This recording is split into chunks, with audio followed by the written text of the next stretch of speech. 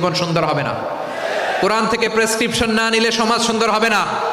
কোরআনের প্রেসক্রিপশন না মানলে রাষ্ট্র সুন্দর হবে না।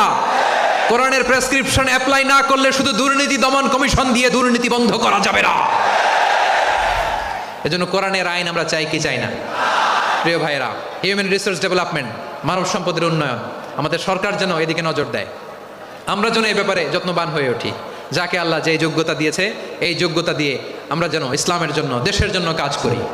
আমরা যেন আমাদের স্কিল ডেভেলপ করি, আমাদের পটেনশিয়ালকে ডেভেলপ করি।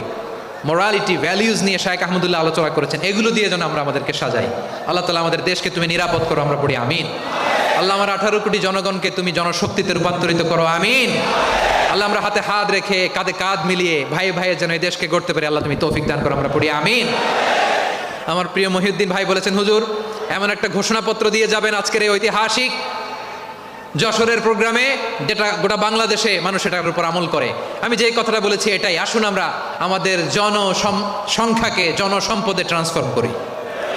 আমাদের জনসংখ্যাকে আমরা যেন জনশক্তিতে রূপান্তরিত করি। জনসংখ্যাকে ট্রান্সফর্ম করে জনশক্তি দিয়ে আমরা যেন আগামীর বাংলাদেশ, স্বাধীন বাংলাদেশ 2.0-কে গড়ে তুলি। আল্লাহ তাআলা আমাদের সবাইকে কথাগুলো বোঝার, আমল করার তৌফিক দান করুন। এই জেনজি, ক্ষমা করে দিও আমাকে, অনেক ধমক দিছি, বকা দিছি।